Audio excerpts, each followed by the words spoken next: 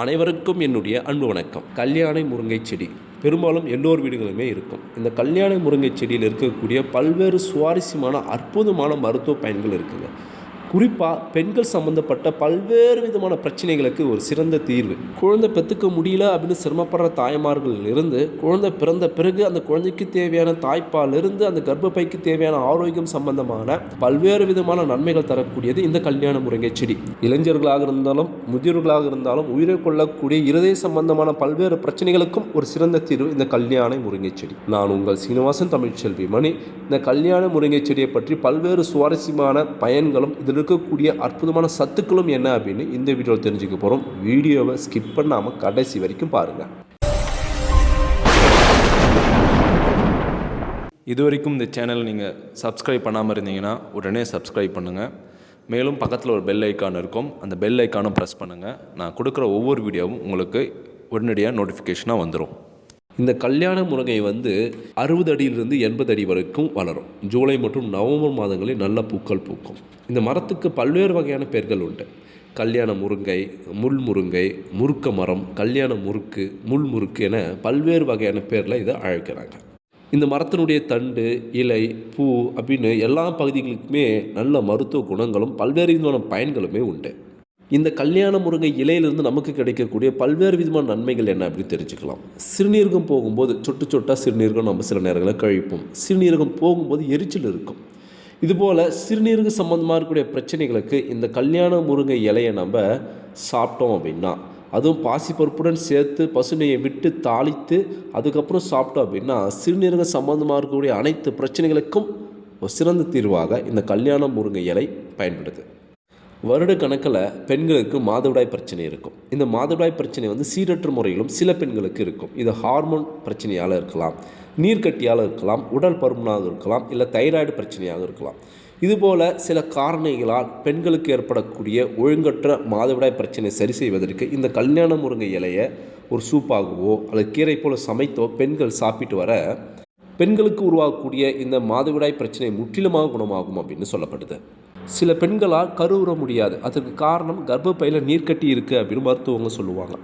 இதனாலே அவங்களுக்கு ஒழுங்கற்ற ஒரு மாதவிடாயும் ஏற்படும். இதற்கு காரணமும் நீர்க்கட்டி அப்படின்னு சொல்லுவாங்க. இந்த நீர்க்கட்டியை குணப்படுத்த பல்வேறு வைத்தியங்களும் மருந்துகளும் இருந்தாலுமே நீர்க்கட்டியை இந்த கல்யாண முருங்கை கொண்டு ரொம்ப எளிமையான முறையில் சரி செஞ்சிடலாம். இதன் மூலம் அவங்க எளிதாக கருவுறலாம். அவங்களுக்கு சீரற்ற இருக்கக்கூடிய அந்த மாதவிடாயும் சரி செய்து ஒழுங்கான முறையிலும் வர வைக்கலாம். அந்தளவுக்கு சிறப்பு தன்மை வாய்ந்ததான் இந்த கல்யாண முருங்கை செடி. பெண்கள் கர்ப்பப்பையில் இருக்கக்கூடிய நீர்க்கட்டியை அற்புதமான முறையில் குணப்படுத்தும். அடுத்த நன்மையாக, முதல் தடவை குழந்தை பெற்றுக்கிறவங்களுக்கு குழந்தைக்கு தேவையான தாய்ப்பால் உற்பத்தி அதிகமாக இருக்கவும், நல்ல ஆரோக்கியமான தாய்ப்பால் கிடைப்பதற்கும் பூண்டை சாப்பிட சொல்லுவாங்க. அதே போல் இந்த கல்யாண முருங்கை இலையும் குழந்தைக்கு தேவையான தாய்ப்பாலை உற்பத்தி செய்வதற்கு உறுதுணையாக இருக்குது. இந்த கல்யாண முருங்கை இலையுடன் பாசிப்பருப்புடன் சேர்த்து நெய்யை விட்டு தாளித்து கொடுப்பதன் மூலம் தாய்மார்களுக்கு பால் உற்பத்தி நன்கு அதிகரிக்கும் அப்படின்னு சொல்லப்படுது. அடுத்த நன்மையாக, நமக்கு ஏற்படக்கூடிய செரிமான பிரச்சனை, செரிமான கோளாறு. இந்த செரிமான கோளாறை சரி செய்வதற்கும் மலச்சிக்கலை நீக்குவதற்கும் இந்த கல்யாண முருங்கை இலை மிக சிறந்த ஒரு தீர்வு. இதில் நார்ச்சத்து நிறைந்திருப்பதால் மலச்சிக்கல் என்ற பிரச்சனையே வராது. மரம் லகுவாகி நல்ல முறையில் மலம் வெளியேறும். இதனால் மலச்சிக்கல் என்ற பிரச்சனை நல்ல முறையில் தீர்வாகும். அடுத்த நன்மையாக, குளிர்காலத்தில் ஆஸ்துமா இருக்கிறவங்களுக்கு வீசிங் ப்ராப்ளம் அதிகமாக இருக்கும், சுவாச பிரச்சனைகள் ஏற்படும். மேலும் சளி, இருமல் போன்ற பிரச்சனை உள்ளவர்களுக்கு இது ஒரு சிறந்த மருந்தாக சொல்கிறாங்க. இந்த இலையை நீங்கள் அரிசி மாவுடன் சேர்த்து கலந்து சின்ன வெங்காயத்துடன் சேர்த்து நல்லா அடையாக சாப்பிட்டு வந்தீங்க அப்படின்னா, குழந்தைகளுக்கு ஏற்படக்கூடிய சளி மற்றும் சுவாச சம்பந்தமாக இருக்கக்கூடிய பிரச்சனை, இது போன்ற அனைத்து விதமான பிரச்சனைகளுக்கும் சிறந்த ஒரு தீர்வாக இந்த கல்யாண முருங்கை இலையை சொல்கிறாங்க. இதை நீங்கள் வடை போல் கூட செஞ்சு சாப்பிட்லாம்.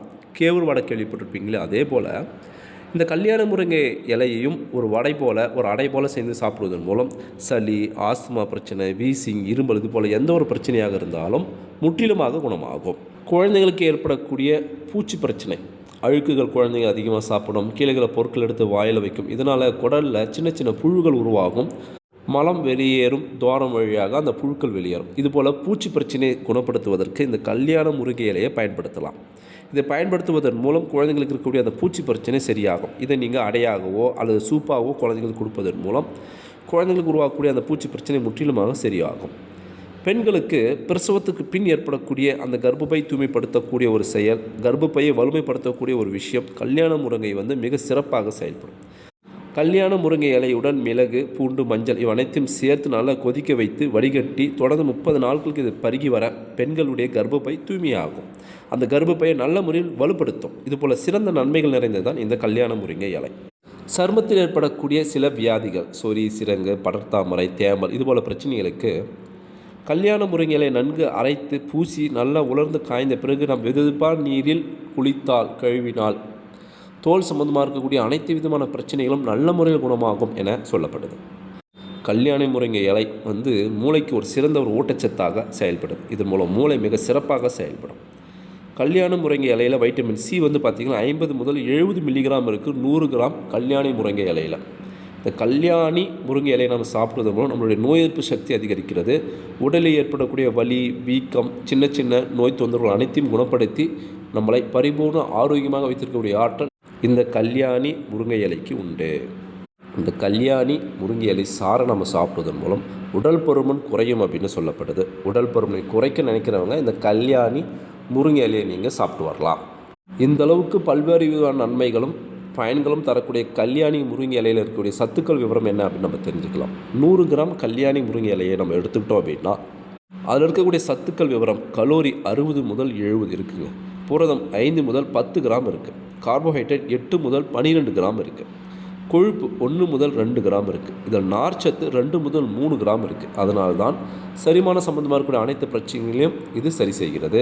உடல் பருமனை இது நல்ல முறையில் குறைக்கிறது. கால்சியம் 150 முதல் 200 மில்லிகிராம் இருக்குது. இதனால் எலும்புகளுக்கு நல்ல உறுதியையும் வலிமையை தரும். வயதானவர்களுக்கு மூட்டு வலி, கை வலி, கால் வலி அப்படின்னு ஏற்படும் போது இந்த கால்சியம் சத்து அவர்களுக்கு ஒரு நல்ல ஒரு தீர்வாக இருக்கும். கை கால் வலி, மூட்டு வலி அனைத்தையும் குணப்படுத்தும். ஏன்னா இதெல்லாம் 150 முதல் 200 மில்லிகிராம் கால்சியம் சத்து இருக்குது. இதில் இரும்பு சத்தும் இருக்குது. 3 முதல் 5 கிராம் இரும்பு சத்து இருக்குது. இரத்தத்தில் புதிய சிவப்பணுக்களை உற்பத்தி செய்வதற்கு இந்த கல்யாணி முருங்கை இலை மிக உறுதுணையாக இருக்கும். மெக்னீஷியம் 40 முதல் 50 மில்லிகிராம் இருக்குது. பாஸ்பரஸ் 100 முதல் 120 மில்லிகிராம் இருக்குது. ரத்தத்தில் இருக்கக்கூடிய சோடியம் என்ற உப்பை கரைக்கும், அதை குறைக்கும். இதன் மூலம் இரத்த நாளங்களில் ரத்தம் சீராக ஓடும். இதயம் சம்பந்தமாக இருக்கக்கூடிய அனைத்து விதமான பிரச்சனைகளும் இந்த பொட்டாசியம் சரி செய்யும். இதனால் இதயம் நல்ல ஆரோக்கியமாக இருக்கும். இந்த பொட்டாசியம் வந்து பார்த்திங்கன்னா இந்த கல்யாணி முருங்கை இலையில் 300 முதல் 400 மில்லிகிராம் இருக்குது.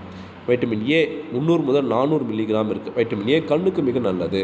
தொடர்ந்து டிவி, மொபைல், ஃபோன் பார்த்துட்டே இருக்கிறவங்களுக்கு கண்ணில் அதிகமான பாதிப்புகள் ஏற்படுவதற்கு வாய்ப்பு உண்டு.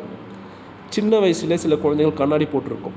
அதெல்லாம் கண்ணில் வந்து தேவையான வைட்டமின் குறைபாடால் தான் இந்த பிரச்சனை ஏற்படுது. வைட்டமின் ஏ சத்து பார்த்திங்கன்னா இந்த கல்யாணி முருங்கை இலையில் 300 முதல் 400 கிராம் இருக்குது. அதனால் கண் சம்மந்தமாக இருக்கக்கூடிய அனைத்து விதமான பிரச்சனைகளும் இது முற்றிலுமாக சரி செய்யும். வைட்டமின் சி இது நிறைந்திருக்கு. 50 முதல் 70 மில்லிகிராம் இருக்குது. அதனால் நோய் எதிர்ப்பு சக்திக்கு எந்தவித குறைவும் இருக்காது. வைட்டமின் B6 0.5 முதல் 1 மில்லிகிராம் இருக்குது.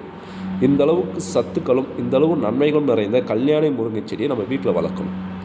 இந்த அளவுக்கு அற்புதமான மருத்துவ பயன்களும் குணங்களும் நிறைந்த கல்யாணி முருங்கை செடியை எப்படி வீட்டில் வளர்க்கலாம்?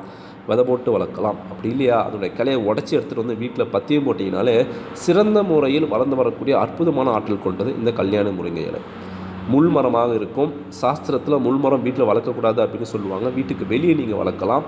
நீங்களும் பயன்படுத்தலாம். இதனுடைய பயன் தெரிஞ்சவங்க இந்த இலையை பறிச்சுட்டு போய் கீரையாக சமைத்து, அடையாக சமைத்து, சூப்பாக வைத்து பல்வேறு விதமான உணவுகளாக தயாரித்து சாப்பிட்டு பயன்பெறுவாங்க. அற்புதமான மருத்துவ பயன்களும் குணங்களும் நிறைந்தது இந்த கல்யாணி முருங்கை இலை. இதை நீங்கள் வைத்து வளர்த்து பயன்படணும். இந்த செடி ஏற்கனவே எங்கள் வீட்டில் இருக்குது. இது போல் பயன்கள்லாம் அடைஞ்சிருக்கா அப்படின்னா உங்களுடைய அனுபவங்களை மறக்காமல் கமெண்ட் பாக்ஸில் கமெண்ட் பண்ணுங்கள். இந்த வீடியோவை அனைவருக்கும் ஷேர் பண்ணுங்கள். நம்மளுடைய தமிழ் டெக்னாலஜி சேனலை சப்ஸ்கிரைப் பண்ணுங்கள், லைக் பண்ணுங்கள். மீண்டும் அடுத்த ஒரு சுவாரஸ்யமான வீடியோ சந்திப்போம். தேங்க்யூ ஃபார் வாட்சிங்.